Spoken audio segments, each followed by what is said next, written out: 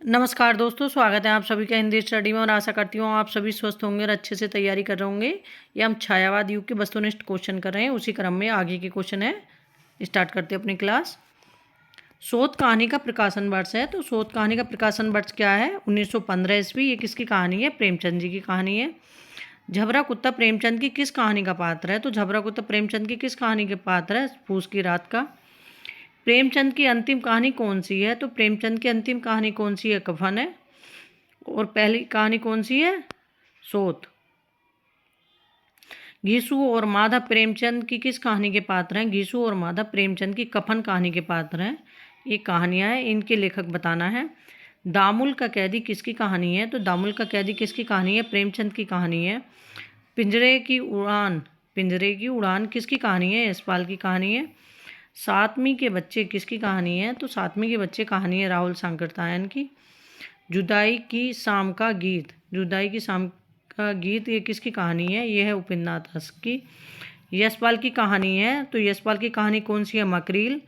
Ask किस साहित्यकार का उपनाम है? तो अस्क किस साहित्यकार का उपनाम है? उपेंद्रनाथ दास का। अंतःपुर का आरंभ कहानी के रचनाकार हैं, तो अंतःपुर का आरंभ कहानी के रचनाकार कौन है? रायकृष्ण दास। प्रेमचंद की आत्माराम कहानी में किस पशु अथवा पक्षी की भूमिका है? तो प्रेमचंद की आत्माराम कहानी में किस पशु एवं पक्षी की भूमिका है? तोते की। मैकू कहानी के लेखक हैं, तो मैकू कहानी के लेखक कौन है? प्रेमचंद है। प्रेमचंद ने किस प्रकार की कहानियों ना की बराबर लिखी? किस प्रकार की कहानी ना के बराबर लिखी? ऐतिहासिक कहानी। आगे देखते हैं।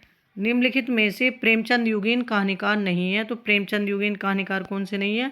यशपाल। अगर आप भारत की समस्त जनता के आचार विचार, भाषा, भाव, रहन सहन, आशा आकांक्षा, दुख सुख और सूझबूझ जानना चाहते हैं तो प्रेमचंद से उत्तम परिचायक आपको नहीं मिल सकता। किसका कथन है? तो ये कथन है हजारी प्रसाद द्विवेदी जी का। ज्ञान के साथ भावना का भी विकास होता है साहित्य के संदर्भ में, किसका कथन है? ज्ञान के साथ भावना का भी कथन होता है, तो ये कथन है रामचंद्र शुक्ल जी का। मनुष्य आनंद उपन्यास के लेखक हैं, मनुष्य आनंद उपन्यास के लेखक कौन है? पांडे बेचन शर्मा उग्र। हार की जीत किसकी कहानी है? तो हार की जीत कहानी किसकी है? सुदर्शन की है। प्रेमचंद को कबीर के बाद हिंदी का सबसे बड़ा व्यंग्यकार किसने माना? तो प्रेमचंद को कबीर के बाद सबसे बड़ा व्यंग्यकार किसने माना? रामविलास शर्मा ने। मोटे राम शास्त्री किसकी व्यंग्यात्मक कहानी है? तो मोटी राम शास्त्री किसकी व्यंग्यात्मक कहानी है? प्रेमचंद जी की। प्रेमचंद की शतरंज के खिलाड़ी किस प्रकार की रचना है? तो प्रेमचंद की शतरंज के खिलाड़ी रचना है ऐतिहासिक। गुंडा शीर्षक प्रसिद्ध कहानी किसकी है? तो गुंडा शीर्षक प्रसिद्ध कहानी है प्रसाद की। जैनेन्द्र का पहला कहानी संग्रह कौन सा था? तो जैनेन्द्र का पहला कहानी संग्रह कौन सा था? कहानी वो सॉरी दोस्तों फांसी। अस्क जी का पहला कहानी संग्रह है, तो अस्क जी का पहला कहानी संग्रह कौन सा है? जादुई जुदाई की शान का गीत।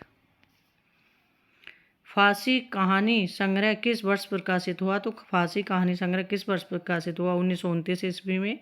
डाची कहानी के लेखक हैं, तो डाची कहानी के लेखक कौन है? उपेंद्रनाथ अस्क। चंद्रधर शर्मा गुलेरी ने किस पत्र का संपादन किया? तो चंद्रधर शर्मा गुलेरी ने किस पत्र का संपादन किया? समालोचक। भगवती चरण वर्मा का चित्रलेखा उपन्यास किस वर्ष प्रकाशित हुआ? तो भगवती चरण वर्मा का चित्रलेखा उपन्यास किस वर्ष प्रकाशित हुआ?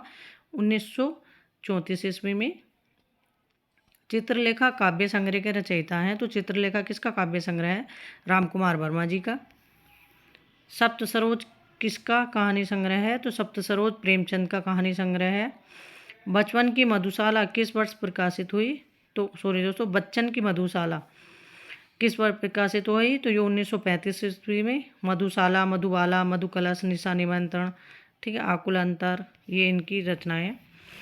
मधुशाला क्या है? मधुशाला एक काव्य है। दिनकर जी की रेणुका की विधा क्या है? तो दिनकर जी की रचना है रेणुका, इसकी विधा क्या है? काव्य है। पृथ्वीराज की आंखें किसका एकांकी संग्रह है? तो पृथ्वीराज की आंखें एकांकी संग्रह रामकुमार वर्मा जी का।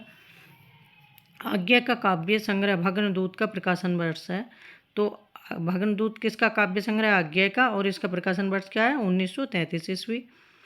निम्न से उदय शंकर भट्ट द्वारा रचित गद्य कौन सा है? तो उदय शंकर भट्ट द्वारा रचित गद्य कौन सा है? बीमार का इलाज।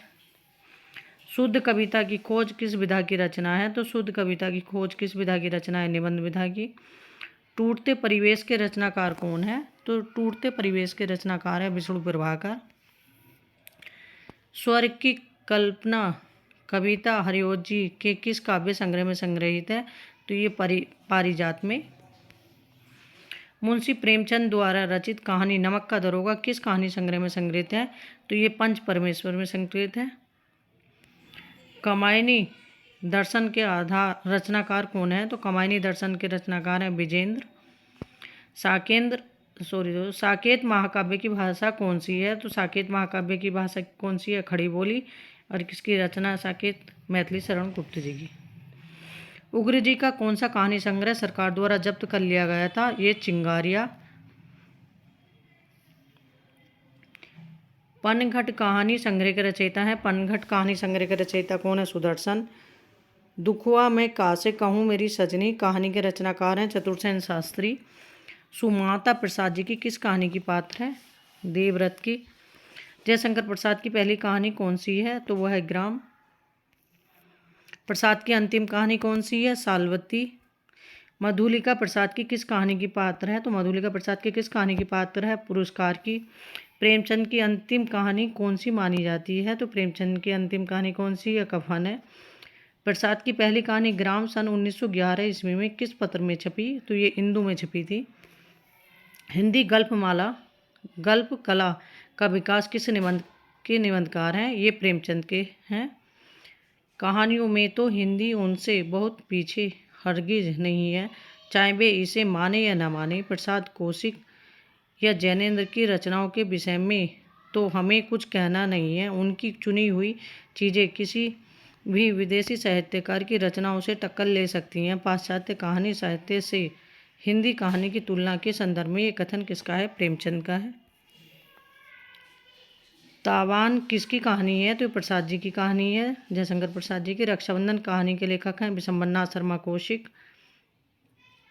जैनेन्द्र की हत्या कहानी किस वर्ष प्रकाशित हुई? तो जैनेन्द्र की हत्या कहानी प्रकाशित हुई 1927 ईस्वी में। ठीक है, आज के क्वेश्चन अपने कंप्लीट हो गए। ऐसे ही अपने आगे क्वेश्चन कंप्लीट करेंगे। और वीडियो पसंद आए तो लाइक करना ना भूलें। बस लगातार अपने लगे रहो, मेहनत करते रहो, सफलता ज़रूर मिलती है। थैंक यू दोस्तों मेरी वीडियो देखने के लिए।